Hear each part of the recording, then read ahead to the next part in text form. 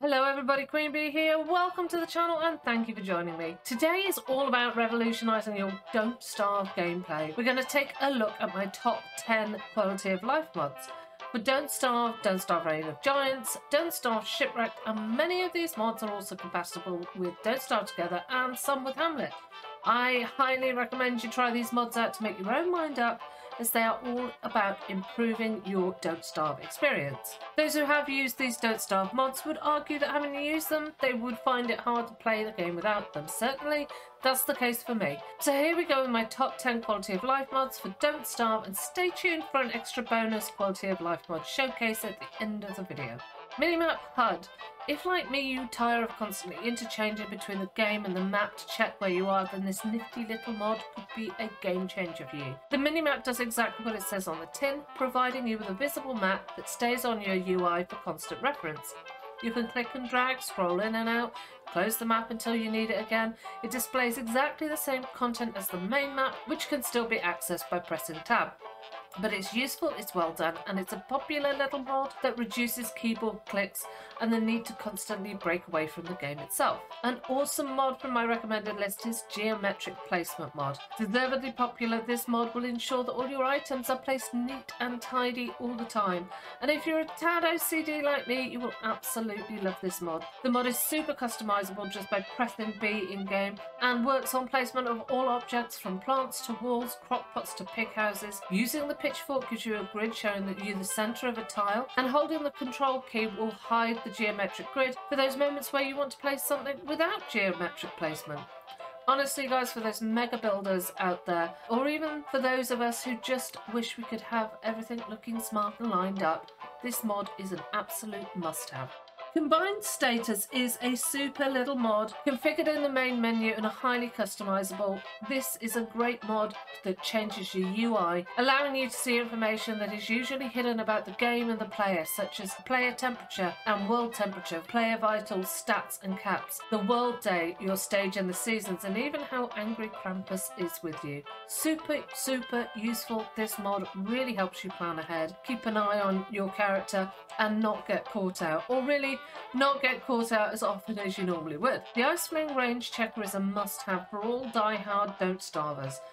The Ice Fling-O-Matic is a structure that is designed to spit out ice onto any object that catches fire. However, it has a limited range and anything outside its range will catch fire. Using the Ice Fling range checker will enable you to see the protective range of your Ice Fling-O-Matic when you place or examine it, enabling you to ensure that the important structures you place will be placed within its protective range. From the main menu, you can configure this mod to change how long the outline shows up. For example, the default is around 30 seconds, but you can increase or decrease this depending on your preference. Now, just a quick little addition to the Ice Fling range checker mod. The original mod supports Shipwrecked and Reign of Giants. However, there is a version 2 of the Ice Fling range check out there that also supports Hamlet and Don't Starve Together. Now, Picky is a mod that is always top of my list. In Don't Starve, time is short, seasons tick by fast.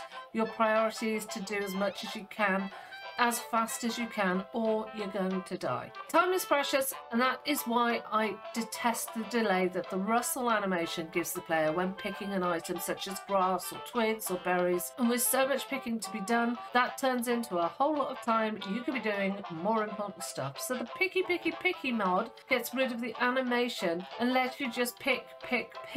How can I break this down to you so you'll understand, guys? If I accidentally start a game without this mod enabled, I get tearsy as a rattlesnake and exit immediately to enable the mod.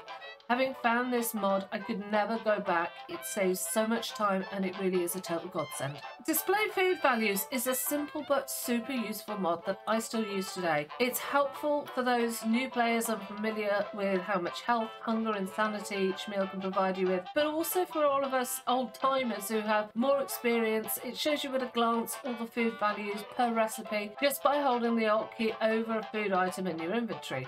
It also shows you how long the food will take to spoil. I personally still find this mod really useful after a long break from playing the game. It's a great way of reminding myself of the various values for each item of food. Smart Crockpot is another incredibly useful food related mod that I recommend. Tried and tested and relied upon by many a Don't Starve gamer. Now, I'm pretty comfortable with what I need for various recipes, but this mod will predict the possible outcomes of your cooking. And by clicking on the predict button, you will scroll through the possibility of the dishes that you will produce from the items that you put in the crock pot. Just above this as well, you'll see the percentage chance of crafting each item.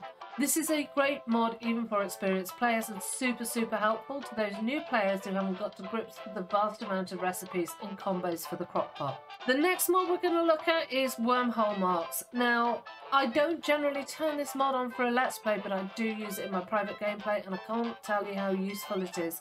With Don't Starve, your brain is already overflowing with what you need to do or want to do, that there is little time to recall what wormhole links to what wormhole for fast travel. This dinky little mod does all the hard work for you. Every time you jump into a new wormhole, this mod will colour coordinate it with its matching wormhole, meaning you can see at a glance which wormhole links with which, leaving your brain to worry about the important things like preparing for deer clops. Now, if Wormhole Marks tickles your fancy, I do need to let you know that the original mod supported Don't Starve, Reign of Giants and Shipwrecked. However, there is an alternate version of this called Wormhole Marks Fix, and that also supports Hamlet. If you're tired of millions of tiny little chests with 9 slots for storage, then the Storm Cellar could be an absolute game changer for you. I personally love this mod. The Storm Cellar mod is a massive storage hole, and another one that I can't live without. It sports a massive 80 storage slots and a couple of other things that I didn't even realise, or if I did, I must have forgotten about. It's fireproof and it can't be destroyed by giants. Now, it also can't be hammered down, so do take care where you're going to place it. But if, like me, you struggle with the small storage chests, trying to remember where everything is, find that you're losing a lot of time in inventory management, this could be the mod for you. 80 slots, I tell you, and it looks pretty cool as well. The final mod that I personally nearly always use is 999 stack size. Now, normally in your inventory you can carry a maximum stack in each slot, for example 20 logs or 40 stone or 40 twigs, and obviously you have limited slots.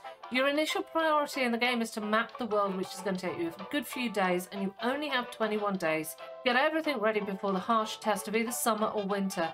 Allows you to gather far more resources while running around the world, and with so much to do for winter or summer, it makes things go that little bit smoother. 999 stack size does what it says on the tin. It will allow you to surpass the limits of your inventory and stack to 999 items within each of your slots. So here we are, guys, for the bonus mod. Now, this is a mod that I haven't used, but while I was putting together this video, I stumbled across it and I can't believe I've never seen it before. It's fantastic. The 4x4 or 5x5 chest and icebox does exactly what it says on the tin and allows you to customize your storage to increase slots from 9 to 16 or even 25. Now, I do normally use the supercharged Storm Cellar for basic storing, as it allows you to store a maximum of 80 slots. But this doesn't apply to the fridge, and crucially, this mod does allow you to increase the storage slots for the fridge up to 25 slots per fridge, which I think is fantastic and well worth the addition. I am going to be turning this one on, guys. So that's my top 10 quality of life mods plus a little bonus mod for you. I really hope you've enjoyed the video and found it useful. And don't forget, if you have, to like, comment and subscribe for that good old YouTube algorithm. And if you're interested, guys, in spicing up the game with a new character or two, click here to check out the 6 awesome new character mods for Don't Starve.